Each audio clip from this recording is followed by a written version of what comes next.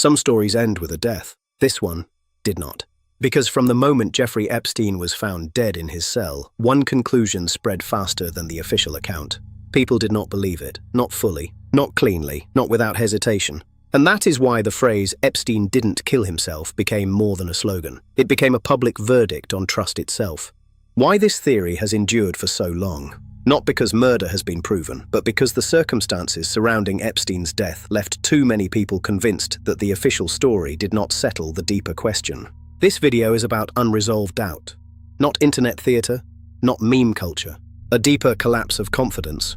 The official ruling was suicide by hanging.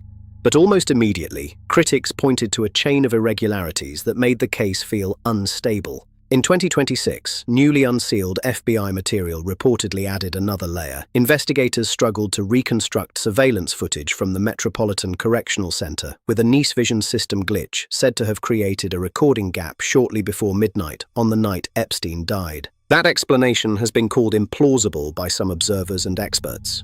The core doubt. Then there were the protocol issues. Critics have long pointed to reports that Epstein's body was moved from the cell before the scene was photographed, a serious concern in any potential custodial death investigation.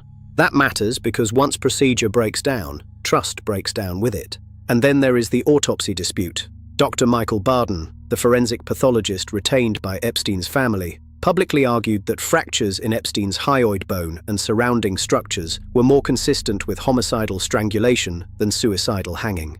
That is not the same as proving homicide, but it is one of the main reasons the official account never closed the case in the public mind. Because once a death at the center of a global scandal is surrounded by missing footage, procedural violations, and conflicting forensic interpretation, suspicion becomes almost inevitable. The darker meaning. So why has this theory lasted? Because the Epstein case had already destroyed public trust before his death.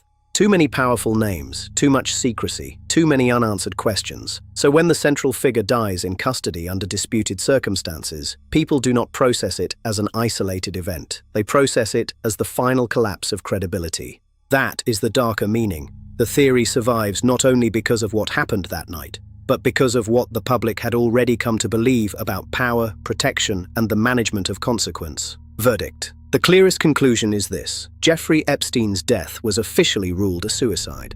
But the missing footage issue, the reported protocol violations, and the forensic disagreement ensured that the official ruling did not end the suspicion. That is why this theory refuses to die. Not because every alternative claim has been proven, but because the system asking for trust had already spent years teaching the public not to give it. If you are watching the Unveiled darkness, subscribe. Because next, we keep following the point where official explanations stop calming the public and start deepening the doubt.